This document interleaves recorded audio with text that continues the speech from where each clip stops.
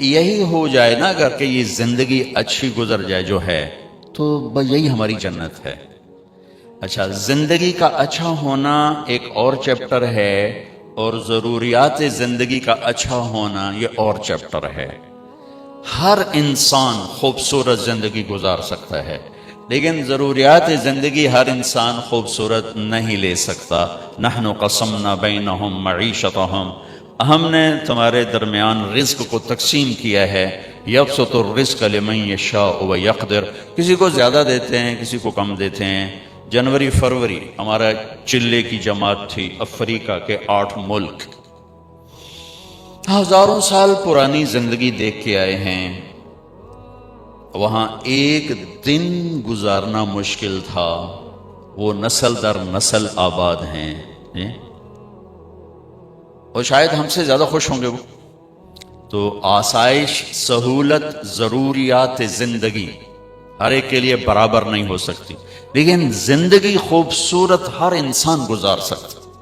Defence میں رہتا ہو یا ادھر لیاری میں رہتا ہو، زندگی خوبصورت بن سکتی۔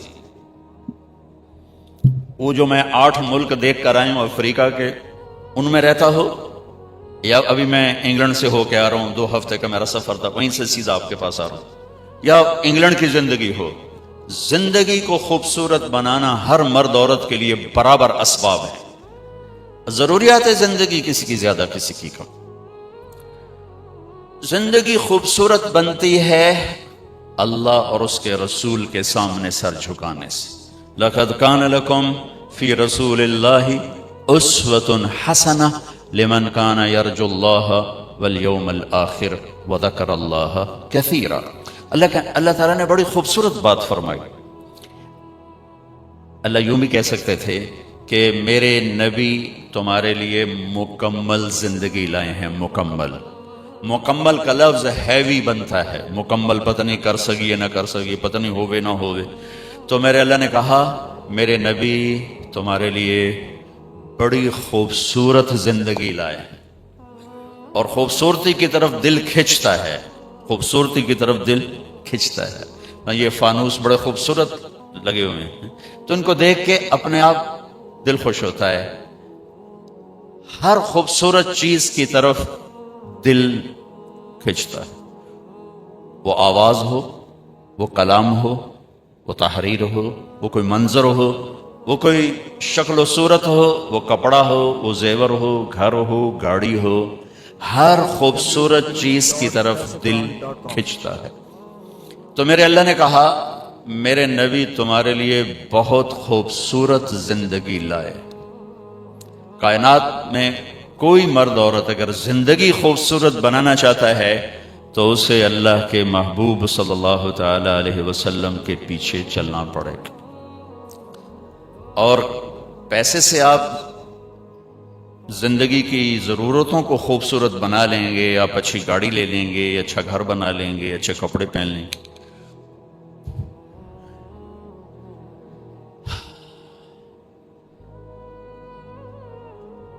وہاں مانچسٹر میں ایک دوست کی گاڑی میں بیٹھا تو اس کے پاس یہ موبائل تھا،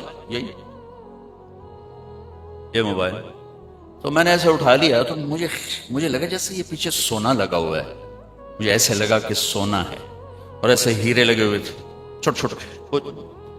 میں نے کہا یہ ہیرے ہیں؟ کہ جی ہاں۔ یہ سونے کا کور؟ جی ہے۔ میں نے کہا یہ کتنے کا ہے؟ کہا جی یہ 70,000 پاؤنڈ کا ہے۔ میں کہتا اے کم 70,000 نال کردہ پیا تو 70,000 پاؤنڈ لائن، یا تو کوئی وادھو کم کرے یا پھر تو کم ٹھیک آئی کہ جی آپ ہی گل سنا دینا، ڈائل نہ کرو آپ ہی بولنا لگ جاتا ہے۔ تو یہ کتنی حماقت اور بے وقوفی ہے کہ یہ 70,000 میں جو کام کر رہا ہے وہ 70,000 پاؤنڈ میں کر رہا ہے۔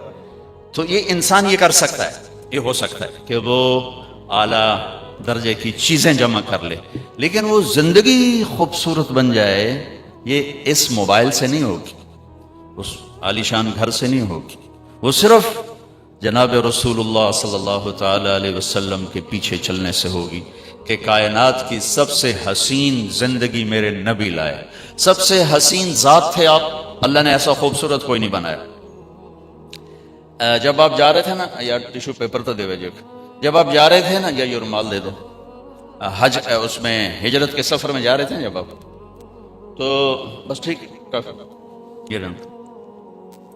تو راستے میں ایک جگہ تھی رابغ، اب اس راستے میں نہیں جو آپ جاتے ہیں، پرانے راستے، وہاں بھوک لگی تو ایک خیمہ دیکھا، وہاں یہ حضرات ابو بکر کے غلام عامر بن فہیرہ اور گائیڈ عبداللہ بن عریقت، وہ مسلمان نہیں تھے، کافر تھے وہ اس وقت، اور جناب رسول اللہ صلی اللہ تعالی علیہ وسلم۔ تو وہاں ایک بڑھیا بیٹھی تھی خیمے میں، کہا جی کچھ کھانے کو ملے گا؟ میں کہا بیٹا قحط کا زمانہ ہے، کچھ بھی نہیں۔ تو ایک بالکل مریل بکری کھڑی ہوئی تھی، تو آپ نے کہا میں اس کا دودھ نکالوں؟ انہوں نے کہا پتر ہے تو ماس ہی کوئی نہیں تو دودھ کتوں کرنا ہے؟ آپ نے کہا ماں جی اجازت دے دو، اگلا کام میرا ہے۔ کہا ٹھیک ہے۔ تو جو کہ ایک انہونی ہو رہی تھی تو آپ کو بڑے غور سے دیکھتی رہی، تو آپ نے اس کو کھینچا اور اس کو جو تھنوں کو ہاتھ لگایا تو ایسے لٹک کے نیچے آ گئے، دودھ سے بھر گئے۔ اچھا بکری سے نکلتا ہے ایک پاؤ دودھ، ہم گاؤں میں رہتے ہیں، بکریاں ہر وقت چاروں طرف ہوتی، ایک پاؤ سے زیادہ دودھ نکل، آپ نے پورا برتن بھر دیا، پھر وہ ماں جی کو پیش کیا، ام معبد ان کا نام ہے، انہیں پیا، پھر اپنے تینوں ساتھیوں کو پلایا، پھر بعد میں خود پیا، اس کے بعد دوبارہ دودھ نکال کے پھر برتن بھر دیا، لہذا اور پریشان ہو گئے۔ بکری کی عمر ہوتی ہے 7 سال، اس کے بعد وہ خود مر جاتی ہے 7 سال عام طور پر۔ یہ بکری 22 سال زندہ رہی اللہ کے نبی کے ہاتھ لگنے کی برکت، 22 برس، اور مر گئی، ذبح نہیں ہوئی، مر گئی۔ حضرت عثمان کے زمانے میں جا کے مر گئی کھڑے کھڑے۔ شام کو جب اس کا خامد آیا تو اس نے دیکھا برتن میں دودھ، کہنے لگا یہ دودھ کہاں سے؟ انہیں کہا یہ بکری سے۔ کہا تیرا دماغ خراب ہے، اتو کتوں نکل رہا ہے؟ ماں سے دے اتے کوئی نہیں، دودھ کتوں آ گیا؟ اسی سے ایک برکت والا نوجوان آیا تھا، کوئی اس کے ہاتھوں میں ہی برکت تھی۔ تو کہنے لگا کیسا تھا ذرا بتاؤ؟ تو اس نے ہمارے نبی کا حلیہ بیان کیا۔ انہوں نے کہا رأیت رجلا ظاہر الوضاء ابلج الوجه حسن الخلق لم تعبه ثجلة لم تزر به سعلة ازج اقرا وسيم قصيم في عينيه دعج في صوته صحل في لحيته كثافة في عنقه سطع ان تكلم علاه البهاء وان سكت علاه الوقار فهو اندر الثلاثة۔ سبحان اللہ، کیا خوبصورت! تو اس نے ہمارے نبی کو ایسے ہمارے سامنے کھڑا کر دیا۔ وہ کہنے لگی میں نے ایک نوجوان دیکھا، مجھے یوں لگا جیسے 14ویں کا چاند کپڑے پہن کے زمین پہ اتر آیا ہو، مجھے تو ایسا لگا جیسے 14ویں کا چاند خود ہی اتر آیا ہو کپڑے پہن کے، چمکتا چہرہ، خوبصورت جسم، پیٹ بڑھا ہوا نہیں، سر کے بال اڑے ہوئے نہیں، یعنی گنجے نہیں، سر سے لے کر پاؤں تک چمکتا ہوا جسم، جدھر سے دیکھتی تھی حسین نظر آتے تھے، قسیم، جتنا دیکھتی تھی دیکھنے کا شوق بڑھتا تھا، وسیم۔ دنیا میں خوبصورت تو ہر دور میں آتے رہیں گے، وسیم اور قسیم دنیا میں ایک آیا، نہ پہلے نہ بعد۔ یوسف علیہ السلام دنیا کے سب سے حسین تھے، لیکن وسیم اور قسیم صرف ایک ہستی ہیں، ایک ہستی، وہ ہمارے نبی ہیں۔ کہ وسیم اسے کہتے ہیں جس کو جتنا دیکھا جائے اتنا دیکھنے کا شوق بڑھے، آنکھ نہ بھرے۔ اب ایک دفعہ دیکھتے ہیں زیادہ شوق ہوتا ہے، دوسری دفعہ اس سے کم، تیسری دفعہ اس سے کم، آخر میں آپ کہتے ہیں یار ویکھو یا چھڈو پرا۔ وسیم اسے کہتے ہیں جس کو زندگی بھر دیکھو آنکھ نہ بھرے، اسے کہتے ہیں وسیم۔ اور قسیم اسے کہتے ہیں کہ جس کو جدھر سے دیکھو ہر طرف سے حسن کے جلوے ہوں، اسے کہتے ہیں قسیم۔ سر سے لے کر پاؤں کے ناخن تک، سر کے بالوں سے پاؤں کے ناخن تک جس کی ہر چیز خوبصورت ہو، اس کو کہتے ہیں قسیم۔ تو میں اس بی بی پہ قربان جاؤں، اس نے کیا وصف بیان کیا، کیا یوں لگا جیسے چاند کپڑے پہن کے آ گیا ہو، یوں لگا جیسے 14ویں کا چاند زمین پہ اتر آیا ہو۔ جدھر سے دیکھتی تھی حسن ہی حسن تھا، اور جتنا دیکھتی تھی دیکھنے کا شوق بڑھتا تھا۔ آنکھیں بڑی خوبصورت۔ میں ایک حدیث اور ساتھ جوڑ دیتا ہوں۔ آپ کی آنکھوں کے بارے میں 7 الفاظ ہیں: ادعج، اشکل، اکحل، احور، اہدب، انجل، ابرج، 7 الفاظ۔ اور ان 7 کا ایک ترجمہ ہے کہ اللہ نے کائنات میں ایسی آنکھ کسی کو نہیں عطا فرمائی۔ سوکھا ترجمہ کرا، سوکھا ترجمہ، اللہ نے کائنات میں ایسی آنکھ کسی کو، موٹی، لمبی، سرخ دھاریاں، پتلی سیاہ، سفیدی سفید، پلکیں لمبی، بغیر سرمے کے سرما لگا ہوا، گہری آنکھ، چمکتی آنکھ، نورانی اور روشن آنکھ۔ آپ کی آنکھوں میں آنکھیں ڈال کے کوئی بات نہیں کر سکتا تھا، برداشت نہیں کر سکتا تھا، آنکھ جھک جاتی تھی۔ اس لیے آپ یوں دیکھا کرتے تھے، ایسے آپ ایسے نہیں دیکھتے تھے، ایسے دیکھتے تھے، تھوڑا ادھر سے تھوڑا ادھر سے۔ کبھی کبھی آنکھ اٹھاتے تھے۔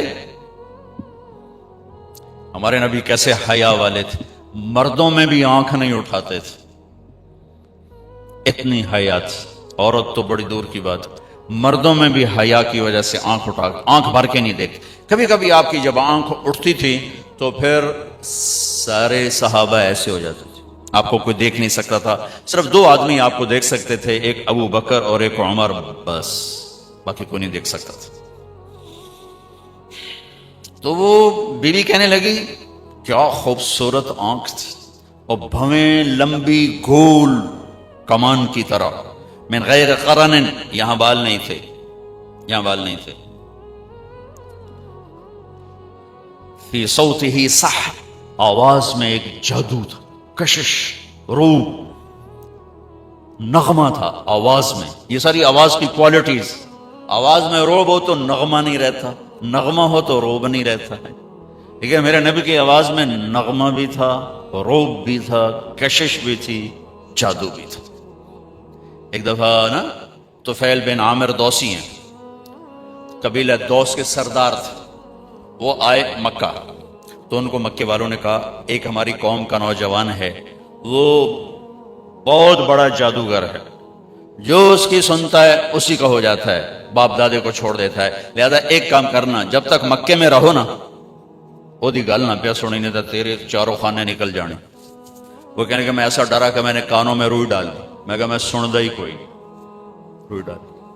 کہنے لگا میں طواف کر رہا تھا تو میں نے ایک نوجوان دیکھا بڑا خوبصورت نماز پڑھ رہا، تو میں نے لوگوں سے پوچھا یہ کون ہے، تو ان کا ہوا وہی ہمارا جادوگر ہے۔ تو کہنے لگے مجھے خیال آیا کہ طفیل تو ایک عرب قبیلے کا سردار ہے، بچہ تو نہیں ہے، اور یہ چہرہ جادوگر کا بھی نہیں ہے، تو اس کی سن، اچھی بات ہوگی تو لے لوں گا اور غلط ہوگی تو چھوڑ دوں گا، میں کہڑا کوئی کاکا جڑا میں میرے تے دا جادو چل جاؤں۔ کہنے لگے میں نے کانوں سے روئی نکالی اور جا کے بیٹھ گیا۔ آپ نماز سے فارغ ہوئے تو کہنے لگے میں نے پوچھا ما تقول، کیا کہتے ہو؟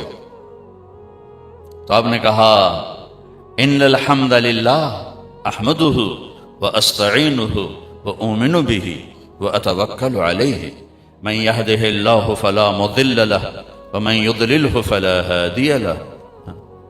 چونکہ وہ عرب تھا نا، اس کلام کو سمجھتا تھا، یہ خطبے کے کلمات ہیں، لیکن میرے آپ کے لیے کوئی اس میں کشش نہیں ہے چونکہ ہم اس کی گہرائی نہیں سمجھتے۔ لیکن کہنے لگا اعد فقد بلغنا قاموس البحر، ارے نوجوان ذرا دوبارہ سنا دے، تیرے چند لفظوں نے 7 سمندر پی لیے ہیں، 7 سمندر پی لیے۔ آپ نے دوبارہ کہا ان الحمد للہ احمدہ واستعینہ واؤمن بہ واتوکل علیہ من یہدہ اللہ فلا مضل لہ ومن یضللہ فلا ہادی لہ۔ کہنے لگا کلمہ پڑھ، ہاتھ بڑھا، کیا کہتا ہے؟ مانتا ہوں تیری آواز میں کھینچتی تھی آواز۔ تو وہ ماں جی کہہ رہی تھوڑی دیر میں اس نے سارا نقشہ کھینچ کے بتایا تھا کہ جب بولتے تھے ایک نور چھا جاتا تھا، جب خاموش ہوتے تھے ایک وقار چھا جاتا تھا، آنکھوں میں ایک کشش تھی، ایک جاذبیت تھی، گہرائی تھی، روشنی تھی، نور تھا، پلکیں دراز تھیں، چہرہ چاند کی طرح چمکتا ہوا تھا. یتلألؤ وجهه تلألؤ القمر لیلۃ البدر. داڑھی بڑی خوبصورت گھنی تھی، گردن سراہی دار لمبی تھی، تینوں میں سب سے نمایاں ہستی تھے. تو وہ کہنے لگا، ان کا خامن ابو معبد کہ اللہ کی بندی، یہ وہی قریشی نوجوان ہے جس کے پیچھے سارے مکے والے لگے ہوئے ہیں، یہ اس کے ہاتھ کی برکت ہے تو لگتا ہے وہ سچا ہی نبی ہے، چل اس کے پیچھے چلیں. تو دونوں میاں بیوی چلتے چلتے مدینہ پہنچے اور اللہ کے نبی کے ہاتھ پر جا کے کلمہ پڑھا. تو اللہ نے آپ کی ذات اتنی خوبصورت بنائی، سبحان، پھر آپ کو اخلاق کیسے عالی شان دیے. ایک چھوٹی سی مثال دیتا ہوں، مطلب میں آپ کی طرف متوجہ ہوں. مجھے عثمان اگر کہے گا نا مولوی صاحب تو میں اتنا ہی کروں گا جی، اور اتنا کہنے سے کافی ہو گیا جی. لیکن جب ہمارے نبی پاک صلی اللہ تعالی علیہ وسلم کو کوئی بلاتا نا، یا رسول اللہ، ادھر سے یا رسول اللہ، آپ نے زندگی بھر کبھی ایسے نہیں کیا. یہ بھائی بیٹھے یہ مجھے کہیں جی مولوی صاحب تو میں اتنا ہی کروں گا. لیکن جب ہمارے نبی کو کوئی بلاتا یا رسول اللہ تو آپ ایسے نہیں کرتے تھے، اب یوں کرتے تھے، پورا موڑتے تھے اس کی طرف. کوئی ادھر سے بلاتا تو آپ یوں نہیں کرتے تھے بلکہ پورا موڑ کر کہتے تھے جی. ساری زندگی لوگوں میں رہے اور ہر دفعہ یہ کہ کبھی یوں نہیں کیا، پورا مڑ کر اس کو عزت دیتے تھے.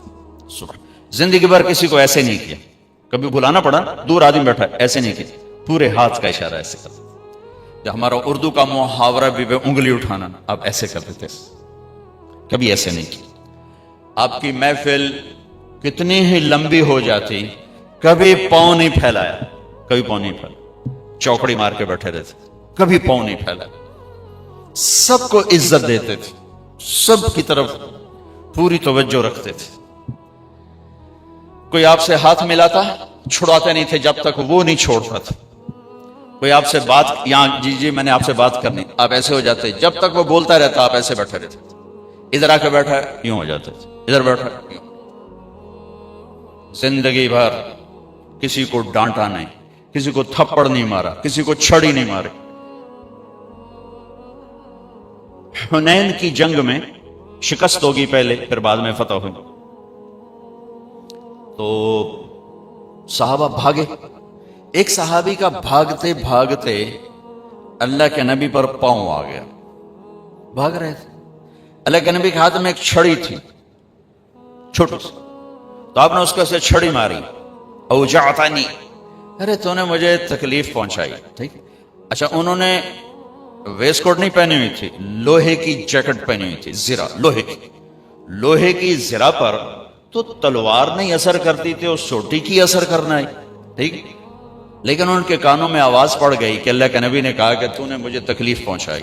وہ کہنے لگا میں بڑا پریشان ہوا، کیا میری خیر نہیں، اب میرے خلاف کوئی حکم آئے گا کہ اس نے اللہ کے نبی کو تکلیف پہنچائی ہے.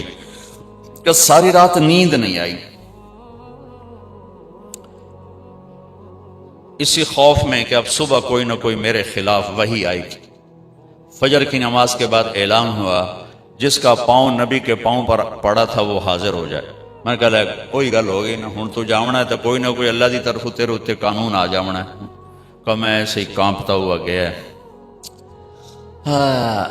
آگے اللہ کے نبی نے دیکھ کر کہا میرے دوست، کل میں نے آپ کو چھڑی ماری تھی، میں اس پہ آپ سے معافی مانگتا ہوں، اس لیے بلایا ہے. اور یہ 60 اونٹنیاں آپ کو تحفہ دیتا ہوں اس چھڑی کے بدلے میں. اب تو آپ نے معاف کر دیا ہوگا. یہ میرے نبی کے اخلاق. سبحان اللہ. وہ سوچ رہے ہیں کہ میرے اوپر کوئی اللہ کا عذاب اب آئے گا، اور میرے نبی کیا کہہ رہے ہیں، کل آپ کو چھڑی لگ گئی تھی میرے ہاتھ سے، معافی چاہتا ہوں، یہ 60 اونٹنیاں آپ کو تحفہ پیش کرتا ہوں. یہ میرے نبی ایک خوبصورت زندگی لا. یہ بتاؤ، زندگی خوبصورت چیزوں سے نہیں بنتی، نبی کے پیچھے چلنے سے بنتی. اور میرے نبی کی زندگی کا سارا حسن آپ کے ہر ادا میں ہے، ہر ادا میں. لیکن اس میں جو سب سے چیز اوپر نظر آتی ہے نبوت کے بعد، وہ آپ کے اخلاق، وہ آپ کے اخلاق، وہ آپ کے اخلاق۔ ہمارے نبی نے لمبی نمازیں پڑھی تو اللہ نے فرمایا اتنی لمبی نہیں چاہیے، آپ درمیانے درجے کی نماز پڑھیں۔ ما انزلنا علیک القرآن لتشقی، آپ نے سارا مال اٹھا کے خرچ کر دیا، سخاوت بہت بڑا عمل ہے، نماز بہت بڑا عمل ہے۔ اللہ تعالیٰ نے فرمایا نہیں میرے نبی، اتنی سخاوت نہیں چاہیے، لا تبسطها کل البسط فتقعد ملوما محسورا، آپ کچھ اپنے لیے بھی بچا کے رکھیں، سب کچھ دے کے پھر آپ تنگ بیٹھے ہوں، یہ ہمیں پسند نہیں ہے۔ آپ دنیا میں تبلیغ کے لیے آئے اور اس کے لیے آپ نے اپنے آپ کو تھکایا کھپایا، اور زیادہ کڑھن اور دکھ درد میں جب مبتلا ہوئے تو اللہ نے اس سے بھی روک کر کہا فَلَا تَذْهَبْ نَفْسُكَ عَلَيْهِمْ حَسَرَاتٍ، اے میرے نبی آپ تبلیغ کریں لیکن اتنا غم نہ کریں کہ خود ہی ہلاک ہو جائیں، آپ کی اپنی جان چلی جائے۔ تو ہم نے آپ کو 3 بڑے عمل بتائے ہیں۔ آپ نے نماز لمبی پڑھی، اللہ نے کہا درمیانہ ہاتھ رکھیں، سارا خرچ کر دیا، اللہ نے کہا درمیانہ ہاتھ رکھیں، تبلیغ میں دکھ درد دکھایا، اللہ نے کہا درمیانہ ہاتھ رکھیں۔ لیکن جب ہمارے نبی نے اخلاق بلند کیے، اخلاق، تو اللہ تعالیٰ اور جیسے کہہ رہے تھے درمیانہ درمیانہ درمیانہ، یہاں بھی اللہ کہتے ذرا درمیانہ، تھوڑا جا کوڑا بھی ہو کے بھی کھایا کر، کوئی تھوڑی جی اکھ بھی کھایا کر۔ جیسے آپ لوگ کہتے ہو نوکروں کے ساتھ سختی نہ کریں تو کام نہیں کرتے، یا آپ سارے جو مالدار لوگ ہو، آپ کے ذہن میں یہ شیطان نے بٹھایا ہوا ہے کہ نادے نال سختی نہ کرو تو کم ہی نہیں دیں گے۔ اور میرا نبی کہتا ہے ان اللہ لا یعطی علی الرفق ما لا یعطی علی العنف، کہ اللہ جو نرمی پہ دیتا ہے وہ سختی پہ نہیں دیتا۔ لیکن آپ کراچی سے پشاور، کیا گلگت تک سفر کیا ہے، سب مالداروں کا یہ ذہن ہے نوکروں کو کس کے نہ رکھو تو کام نہیں کرتے، بے عزت کرنا، ذلیل کرنا، چھوٹی چھوٹی باتوں پہ، یہ تو ہمارا سارے دیش کا ہے۔ اور میرے نبی فرما رہے ہیں کہ جو اللہ نرمی پہ دیتا ہے سختی پہ نہیں دیتا، جو اللہ نرمی پہ دیتا ہے وہ سختی پہ نہیں دیتا۔ اور ایک اور حدیث یاد آ گئی، میرے نبی نے کہا لو کان الرفق خلقا لما رأى الناس خلقا احسن منه، اگر نرمی کی کوئی شکل ہوتی تو کائنات میں اس سے خوبصورت شکل کوئی نہ ہوتی۔ وَلَوْ كَانَ الْعُنْفُ خَلْقًا لَمَا رَأَى النَّاسُ خَلْقًا أَقْبَحَ مِنْهُ، اگر سختی کی کوئی شکل ہوتی تو اس سے بدصورت شکل اور کوئی نہ ہوتی۔ یہ گھروں میں جو کام کرنے والی بچیاں، عورتیں، ان کو بیگمات کتنا بے عزت کرتی، کتنا ذلیل کرتی، ایک پیالی کے ٹوٹ جانے پر کتنی بے عزت کرتی۔ اللہ کسی کو رزق دے دے تو اس کا مطلب یہ تو نہیں کہ وہ فرعون بن کے بیٹھ جائے۔ اور ہمارے دیہاتوں میں بہت زیادہ ہے، اور ہمارا پنجاب کا کلچر اس میں بہت زیادہ ہے، گالیاں، ماں بہن کی گالیاں۔ میں ایک دفعہ اپنے ڈیرے میں بیٹھا تھا تو ہمارا لوہار آ گیا، ہمارے پاس 5ویں پشت چلے آ رہے ہیں، تو آ کے رونے لگا میرے پاس۔ میں کہا کیوں آئی؟ آندا جی غریباں دی نہ ماں ہوندی ہے نہ بہن ہوندی ہے، صرف ذمہ داراں دیاں ماواں بہناں ہوندیاں، غریباں دیاں ماواں بہناں صرف گالی واسطے ہوں، جتھے مرضی گال کٹ دیو، جتھے مرضی ਉਹਦੀ چادر لا دیو، ماواں بہناں صرف تہاڈیاں ہوندیاں، ساڈیاں کوئی نہیں ہوندیاں۔ وہ میرے کسی کزن نے اس کو گالیاں نکالیں تو وہ میرے پاس پناہ ڈھونڈنے کے لیے آ گیا۔ یہ کلچر ہے سارے میرے دیس کا، بدتمیزی، بد اخلاقی، چاہے وہ نمازی ہو، چاہے داڑھی والا ہو، چاہے پگڑی والا ہو، چاہے کلین شیو ہو، اس میں نے سب کو بدتمیز دیکھا ہے۔ ماتھے کے محراب کے باوجود میں نے ان کو نوکروں کو ذلیل کرتے دیکھا ہے۔ نوکر کے ساتھ انسان بن کے رویہ میں نے کروڑوں میں کسی ایک کا بھی نہیں دیکھا۔ دکھ درد ہے میرے دیس کا، اور تھوڑے دکھ۔ جب میرے نبی نے اخلاق دکھائے تو اللہ تعالیٰ فرماتے تھوڑا جا سخت ہویا کر، تھوڑا جا نرم ہویا کر۔ جیسے اللہ نے کہا لمبی نماز نہ پڑھ میرے نبی، تھوڑا درمیانی پڑھیں، سارا خرچ نہ کریں، کچھ بچا کے رکھیں، زیادہ روئیں دھوئیں نہیں، اپنا کام کریں، تبلیغ کریں، اتنا زیادہ دکھ درد نہ اٹھائیں۔ جب اللہ کے نبی نے اخلاق میں پرواز کی تو اللہ تعالیٰ نے شاباش دی، انک لعلی خلق عظیم، اے میرے حبیب آپ کا رب آپ کو شاباش دیتا ہے کہ آپ کے اخلاق بہت عالی شان ہے، بہت عالی شان۔ آپ انسانی اخلاق جو سوچے جا سکتے ہیں سب آپ کے تابع ہو چکے ہیں، سب آپ کے غلام ہو چکے ہیں اور آپ ان پر چھا چکے ہیں۔ انک لعلی،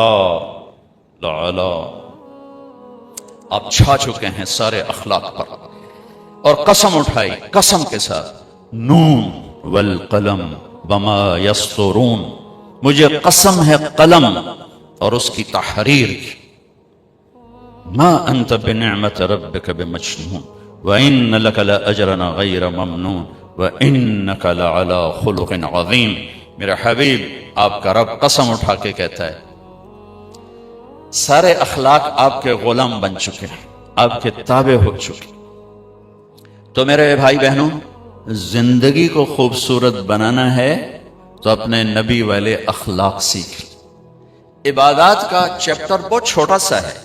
آپ میں سے ابھی جو بھائی فرض حج پہ جا رہے ہیں، اس کے بعد موت تک آپ سے کوئی مطالبہ نہیں کہ آپ آ کے حج کریں،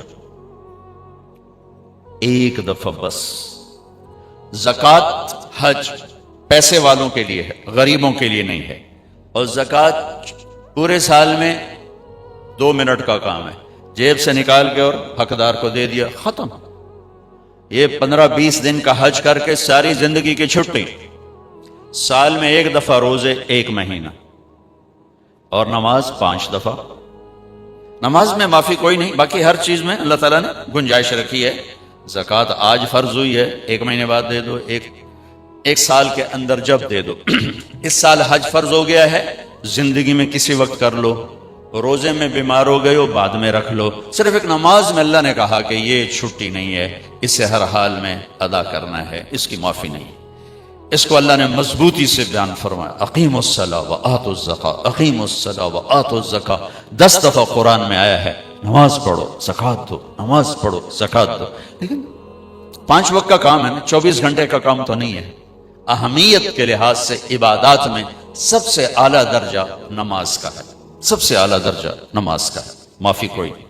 میں کہا کرتا ہوں اگر گنجائش ہوتی تو اس 14 صدی میں کربلا والوں کو گنجائش ہوتی کہ نماز چھوڑ دیتے، جو دنیا کا سب سے عجیب و غریب واقعہ ہے، ظلم و ستم میں بھی اور مظلومیت میں بھی۔ ایک طرف مظلوموں پر ظلم کی انتہا ہے اور ایک طرف ظالم کے ظلم کی انتہا ہے، اور ایسا کربناک واقعہ شاید تاریخ میں نہ دہرایا جائے کبھی بھی، نہ اتنے نہ حسین ہو اور نہ اتنے بڑے درجے کا ظلم و ستم دیکھنے کو ملے۔ وہ تو نواسہ رسول دوبارہ تو نہیں آئیں گے، جہاں نواسہ رسول اپنے بھائی بیٹوں سمیت بھتیجوں سمیت ذبح ہو رہے ہوں۔ زمین آسمان نے کبھی یہ منظر دیکھا یا دیکھے گی؟ نماز کا وقت آیا، امام عالی مقام نے زہیر ان کے ایک ساتھی تھے، ان سے کہا کہ یہ شمر سے کہو ہمیں نماز پڑھنے تھی، نماز پڑھنے تھی۔ ہوئے ہوئے ہوئے، میں یوں کہتا ہوں اگر یہ قافلہ نماز نہ بھی پڑھتا تو ان کی جنت کا فیصلہ ہو چکا تھا۔ یہ تو بالکل موت کے کنارے پر کھڑے تھے اور لہو لہان تھے سارے قافلے والے۔ انہوں نے آگے جا کر شمر سے کہا نماز پڑھنے دو، انہوں نے کہا ہم نہیں پڑھنے دیں گے، نماز میں بھی ہماری تلوار چلے گی۔ تو انہوں نے واپس آ کر بتلایا کہ وہ راضی نہیں ہے۔ تو آپ نے کہا ٹھیک ہے، آدھے نماز پڑھو آدھے جنگ کرو۔ نماز نہیں چھوڑی، آدھے نماز پڑھو آدھے جنگ۔ ہمارے کتنے دوست ہیں اچھے نماز ہو جی، میٹنگ چل رہی تھی اس لیے نماز چھوٹ گئی، قضا پڑھ لواں گے، پیچھے پڑھ لواں گے، میٹنگ چل رہی تھی نماز چھوٹ گئی۔ کربلا سے بڑا واقعہ انسانی تاریخ میں نہیں آئے گا، نماز نہیں چھوڑی، نہیں چھوڑی۔ آدھوں نے نماز پڑھی آدھوں نے جنگ کی، پھر انہوں نے نماز پڑھی اور انہوں نے جنگ کی، اور عصر سے پہلے سب کے سر کٹ کے نیزوں پہ چڑھ چکے تھے۔ اور یہ وہ شہزادے تھے جن کو اللہ کے نبی نے کہا حسن اور حسین جنت کے نوجوانوں کے سردار، اور ان کو یہ سرداری اس شہادت کی وجہ سے نہیں مل رہی، ابھی ماں کی گود میں دودھ پیتے تھے جب اللہ کے نبی نے کہہ دیا تھا حسن اور حسین جنت کے نوجوانوں کے سردار، جن کے نام اللہ نے تجویز کیے۔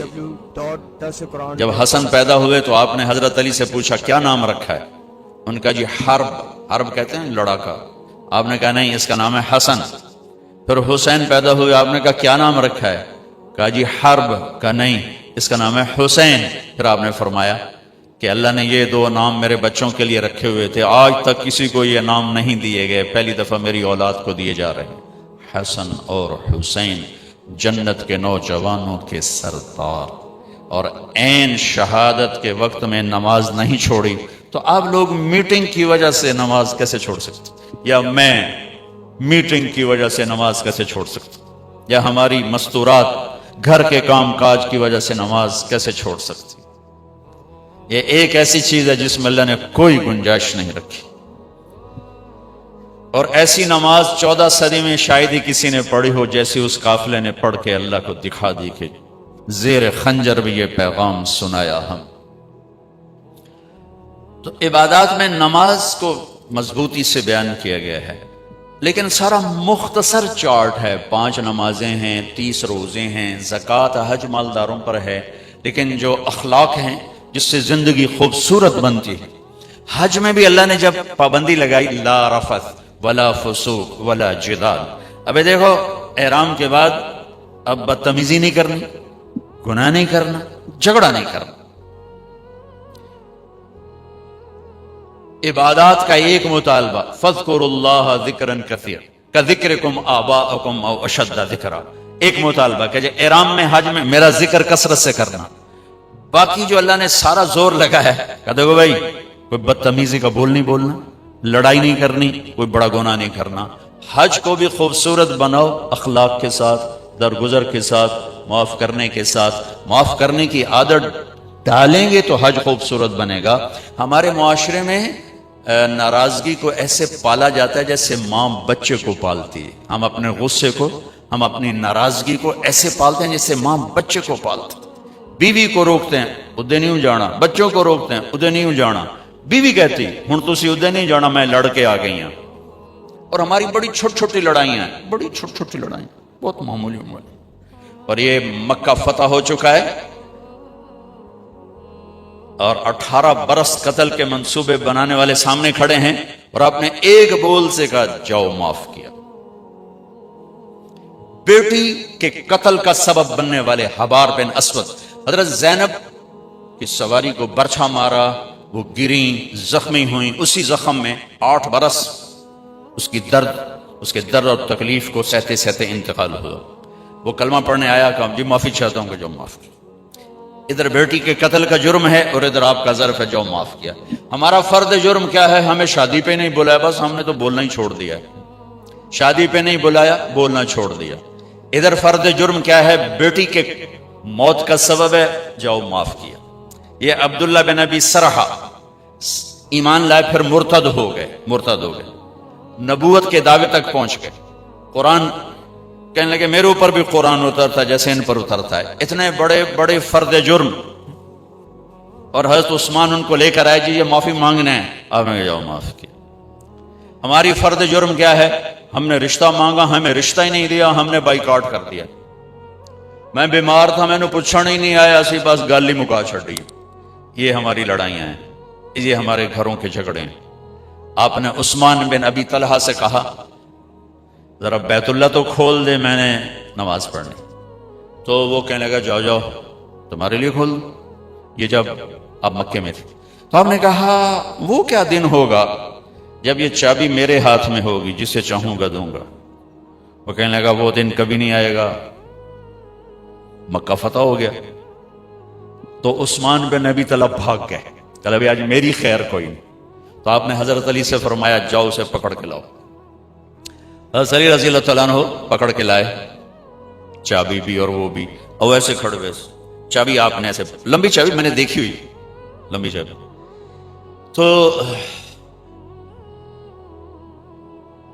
حضرت عباس پاس کھڑے تھے، پاس کہنے کہ یا رسول اللہ، ہمارے خاندان میں پانی پلانا بھی ہے اور حاجیوں کو کھانا کھلانا بھی ہے، چابی بھی ہمیں دے دیں تو سارے حج کی عزت بنو ہاشم کے پاس آ جائے گی، یعنی آل رسول کے پاس آئے گی، اہل البیت کے پاس۔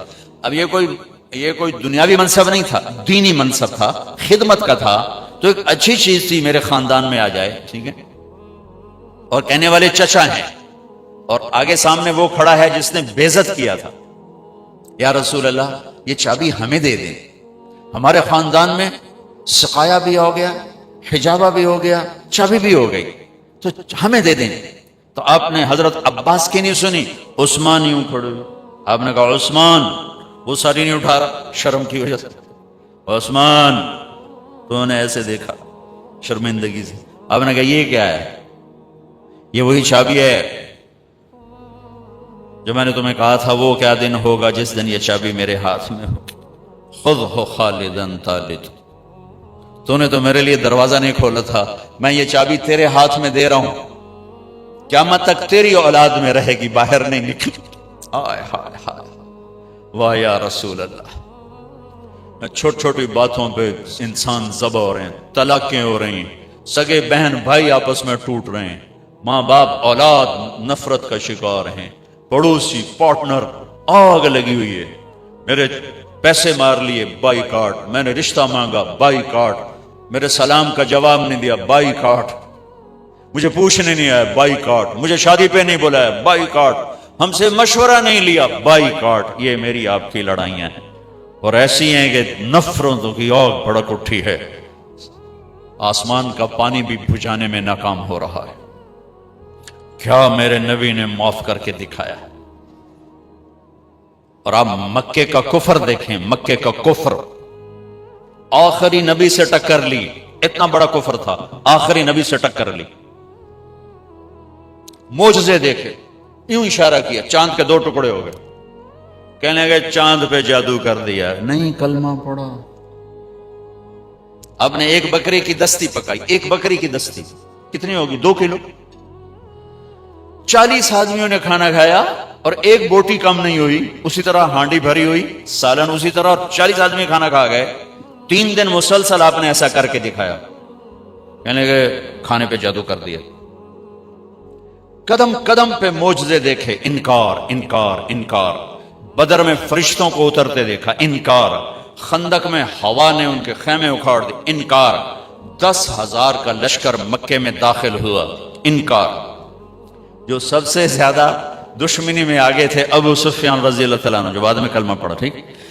اب انسانی فطرت کا تقاضا یہ ہے کہ آپ مکے میں داخل ہوتے ہی فرماتے ابو سفیان کی گردن اڑا دی جائے، لیکن آپ نے مکے میں داخل ہونے سے پہلے اعلان فرمایا کہ جو ابو سفیان کے گھر میں پناہ لے گا اسے کچھ نہیں کہا جائے گا، جو اپنے گھر میں پناہ لے گا اسے کچھ نہیں کہا جائے گا، جو بیت اللہ میں پناہ لے گا اسے کچھ نہیں کہا جائے گا۔ وہ قتل کے منصوبے بناتے رہے اور یہ یوں عزت دیتے رہے۔ یہ میرے نبی کی خوبصورت زندگی ہے۔ اگر میں اور آپ زندگی خوبصورت بنانا چاہتے ہیں تو یہ بنگلوں سے، کپڑوں سے، گاڑیوں سے نہیں بنے گی، میرے نبی والے اخلاق سے بنے گی، جس میں درگزر کرنا سب سے اعلیٰ درجے کی چیز ہمیں نظر آتی۔ معاف کیا، جاؤ معاف کیا۔ اب سوئے ہوئے ہیں، ایک بدو نے آپ کی تلوار اٹھائی اور یہاں ماری، آپ اٹھ کے بیٹھ گئے، تو اس کے ہاتھ میں تلوار یوں سیدھی گئی، من یمنعک منی، کون بچائے گا؟ تو آپ مسکرائے، آپ نے کہا اللہ، تو اس کا ہاتھ کانپا، تلوار گر گئی، تو آپ نے یوں تلوار اٹھا گئی، یوں سیدھی کی، تجھے کون بچائے گا؟ کہنے لگا میں تو ہی بچاؤں گا۔ تو آپ نے کہا کلمہ پڑھتے ہو؟ کہنے لگا نہیں پڑھتا۔ کہا جاؤ معاف کی۔ جب وہ کلمہ نہیں پڑھ رہا تھا تو اس وقت تو قتل کر دیتے کہ میں نے قتل کرنا آیا، اگر نہیں میں نہیں پڑھتا۔ کہا جاؤ معاف کی۔ مکے سے طوائف آئی، طوائف، سارا اس کا نام تھا، سارا گانے والی، ناچنے والی، اور آگے مدینے پہنچ گئی، کہنے لگی فاقو مر گئی ہوں میری مدد کر، اللہ کے نبی سے کہہ رہی گانے والی، ناچنے والی، فاقوں مر گئیوں میری مدد کر. تو آپ نے کہا کلمہ پڑھتی ہو؟ آپ نے کہا کلمہ پڑھتی ہو؟ کہنے لگا نہیں پڑھتی. نہیں پڑھتی. کفر ناچنے والی گانے والی. ٹھیک ہے. کلمہ پڑھتی ہو؟ کہ نہیں پڑھتی. تو آپ کہتے ہیں نو کنو پھاتے باہر کر دو. نہیں. تو آپ نے کہا میں اپنی خاندان والوں سے کہتا ہوں اس عورت کی مدد کرو. اپنے خاندان میں اپنے خاندان سے کہتا ہوں اس عورت کو بھر دو. یہ اپنا خاندان کیوں کہا؟ سب صحابہ سے کیوں نہیں کہا کہ کسی کے جی میں یہ نہ آئے کہ طوائف کی مدد کر رہے ہیں؟ لہذا اپنے خاندان سے کہا میرے گھر والے اس کی مدد کرو، اور اس کو بھر کے بھیجا. یہ میرے نبی کے اخلاق ہیں. اب کھانا کھا رہے ہیں، ایک مدینے کی طوائف گزری، اس نے نا آپ کا مذاق اڑانا چاہا، کہا بڑا نبی بنتا ہے کسی کو کھانے کا ہی نہیں پوچھتا. تو آپ نے کہا آ جاؤ. حالانکہ آپ کہتے ہیں ان 2 لتر مارو تو دفع کرو. یہ طوائف ہو کے کی گل کر رہی. 2007 میں 2006 میں نرگس میرے ساتھ حج پر تھے. لاہور کا گروپ تھا، اس کے ساتھ ہم گئے ہوئے تھے. اس کو تیار کیا تھا. تو عرفات والے دن وہ شام کو اس کا رو رو کے برا حال تھا. کیا پتا چلا کہ وہ میٹرس نہیں بچھاتے یہ لوگ جو حج ٹور والے ہوتے ہیں، وہاں 3-4 خواتین بیٹھی تھیں، وہ بھی جا کے بیٹھ گئی. تو انہوں نے اس کو طوائف اور رنڈی اور کیا کچھ کہہ کر وہاں سے اٹھا دی اور بے عزت کیا، بہت زیادہ بے عزت کی. تو اس کو اتنی مشکل سے سمجھا بجھا کے اس کو نرم کیا. میں نے کہا میں اب کس کے سامنے رونا روں؟ یہ وہ جگہ ہے جہاں میرا اللہ کہتا ہے اتنے گناہ لے کر آؤ جتنے بارش کے قطرے ہیں معاف کر دوں گا. اتنے لے کر آؤ جتنے ریت کے ذرے ہیں معاف کر دوں گا. اتنے لے کر آؤ جتنے درختوں کے پتے ہیں معاف کر دوں.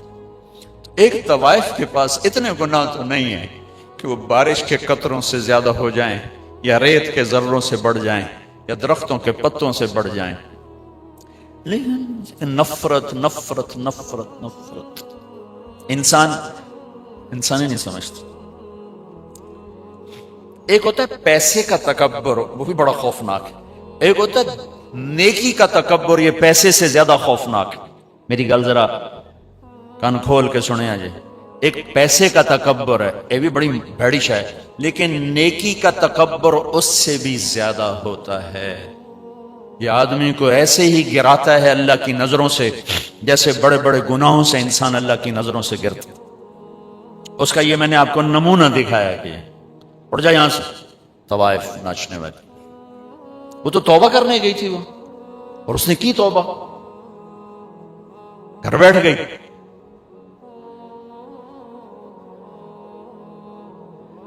ہماری نفرتوں نے بڑے بڑے ہیرے ہم نے ضائع کر دیے. نسیم وکی ایک اداکار ہے، اس کی والدہ فوت ہو گئی. میں اس کا جنازہ پڑھانے گیا تو سارے اداکار ہی تھے، 250-300. تو میں نے سب کو بٹھا لیا. عجب ان کے حلیے حال تھے. کس ماحول میں؟ ہر گناہ اس ماحول میں ہوتا ہے جس میں وہ ان کی زندگی گزرے، ہر گناہ.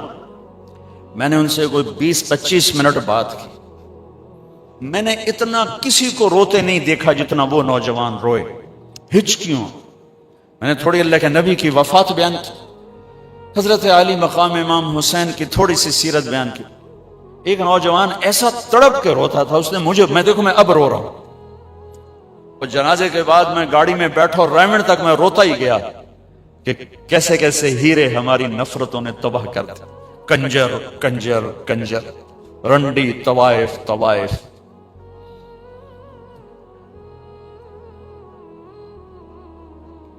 کون جسم کو بیچتی ہے؟ کس نے گھنگرو بندھا پہنائے؟ کس نے اس کو جسم فروشی پہ مجبور کیا؟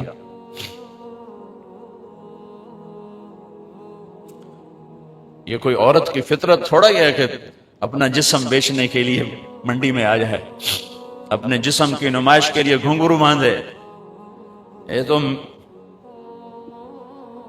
نچوانے والے میاں صاحب، سیٹھ صاحب، چودھری صاحب، سردار صاحب، ان کی کلغی سفید رہی، اس کے ماتھے پہ طوائف کا داغ لگا، موت بھی نہ دھو سکی. میرا ضلع ملتان ہے.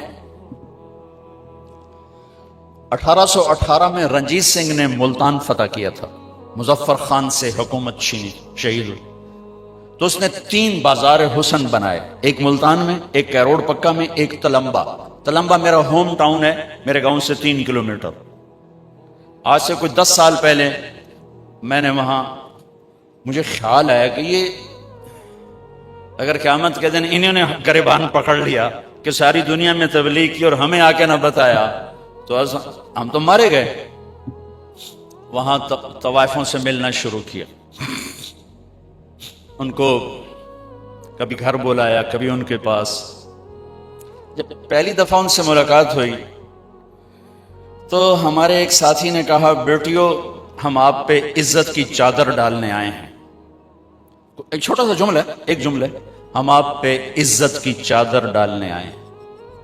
تو وہ ایسے روئیں جیسے کوئی دکھوں کا مارا روتا ہے. کہنے لگی یہاں تو کپڑے اتارنے آتے ہیں لوگ، آپ کون ہیں جو ہم پہ چادر ڈالنے آئے ہیں؟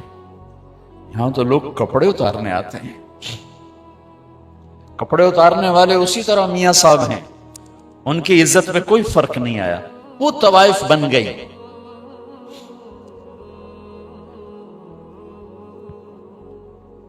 10 سال کی محنت کے بعد اللہ کے فضل سے وہ سارا محلہ ختم ہونے کو ہے. کتنی بچیوں کی شادی ہو گئی، توبہ کر گئیں. کتنیوں کے میں نے وظیفے لگا دیے کہ وہ کہا جی جب تک ہماری شادی نہیں ہوتی پھر ہمیں روٹی پانی کا انتظام کر دو. اور کتنوں کے پیغام آتے ہیں کہ جی کہیں ہماری شادی کروا دیں، ہم یہ گندا کام اب نہیں کرنا چاہتے. نفرت کرنا کون سا مشکل کام؟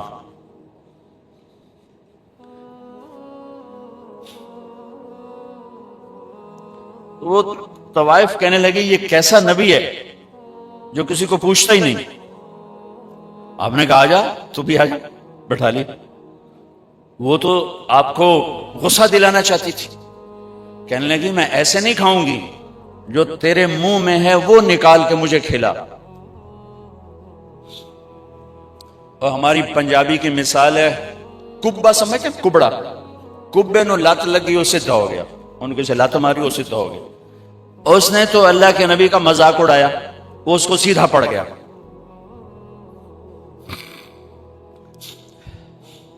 جب اللہ کے نبی کا لعاب اس کے منہ میں جب گیا تو کیا ہونا تھا؟